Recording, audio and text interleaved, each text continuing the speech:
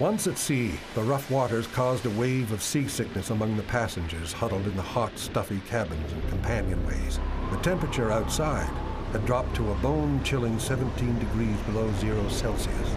But even with the miserable conditions on board, there was comfort in the thought that soon they would all be in the relative safety of the West, far from the approaching Russians.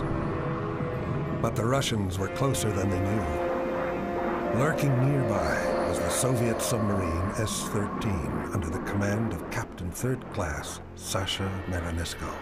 Marinesko, who had spent his youth as a harbor ruffian in the Russian port city of Odessa, was a brilliant submarine commander whose flamboyant behavior had earned him the wrath of his superiors.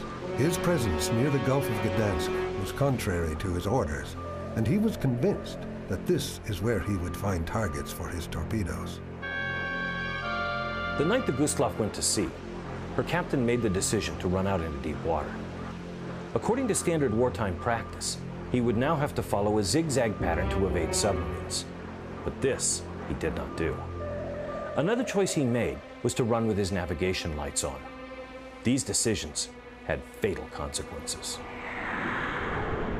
On this same night of January 30th, the S-13 had surfaced nearby to charge her batteries when her lookout spotted the Gustloff's lights. As Marinesko watched the giant ship sail into the darkness, he felt confident that the waves would hide him from the enemy and elected to attack the liner on the surface. After 2 hours spent overtaking the liner, the S-13 maneuvered herself into firing position between the liner and the shore. As the huge vessel crept into the night sight's crosshairs, Marinesko gave the order to fire. 3 torpedoes leapt from the submarine and streamed toward the Gustloff.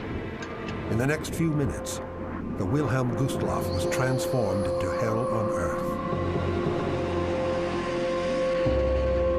The first torpedo struck the Gustloff's forecastle near the crew's quarters.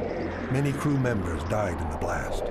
Many more were sealed inside the hull when watertight bulkheads slammed tight to contain the seawater pouring in through the gash.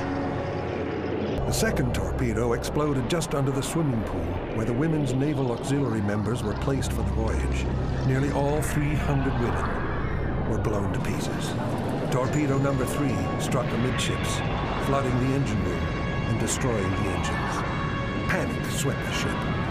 The confusion and noise of the explosions and rushing of freezing seawater and the screams of the wounded created bedlam below decks. Suddenly, the corridors and stairways were jammed with a mob of frantic people, all with just one thought: to get out.